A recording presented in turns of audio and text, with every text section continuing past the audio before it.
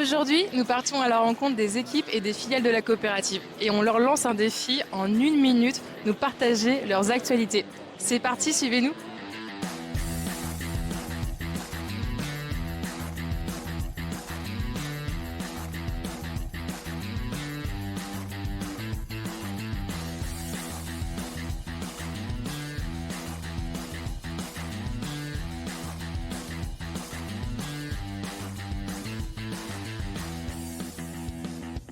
Bonjour Charlie. Bonjour Pauline. Alors, quelles sont les actus, les news côté innovation pour la santé animale au sein de la COP? Je vais te poser une petite question déjà. Est-ce que tu sais comment les produits de santé, les vaccins notamment, sont expédiés en élevage? Alors franchement c'est une colle. Écoute, je pense qu'ils sont envoyés de façon très sécurisée et puis avec un contenant qui est très frais. Pour nous, l'innovation cette année, c'est le lancement de Santé Fraîche, donc la livraison des produits de santé, notamment les vaccins, de la plateforme chez nous jusqu'au frigo. Ils sont emballés en boîte carton et ils sont livrés directement chez un frigo qui est chez l'éleveur. Et pourquoi vous avez lancé du coup ce type d'offre? J'imagine que c'est le fruit d'une R&D de plusieurs années. Oui, tout à fait. On a travaillé depuis 2 ans avec les équipes Cobitrans, avec les équipes Coperle Santé et avec un noyau de 10 éleveurs testeurs pour justement s'assurer qu'il n'y ait pas de problème au niveau du respect de la chaîne de froid, du départ de la plateforme jusque chez l'éleveur, puisque avant on avait des sécurités qui étaient les boîtes polystyrène et les pains de glace que l'on n'utilise plus dans cette solution.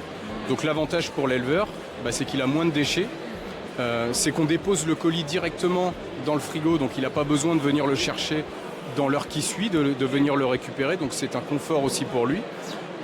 Et puis on a des capteurs dans toutes les enceintes pour s'assurer de la traçabilité et qu'on reste dans la plage de 8 degrés qui est nécessaire. Ok, super. Et alors pour nos adhérents, comment est-ce qu'ils vont faire pour pouvoir mettre en place cette solution? Les adhérents, ils peuvent nous contacter. Donc ils peuvent me contacter, ils peuvent contacter Cédric Guézenec qui est le contact sur la plateforme. Et puis sinon, ils peuvent aussi en parler à leurs vétérinaires, à leurs techniciens porc, à leurs techniciens pharmapro qui sont au fait du sujet et qui remonteront l'information jusqu'à nous pour qu'on voit avec Cobitrans les modalités pour la mise en place chez eux.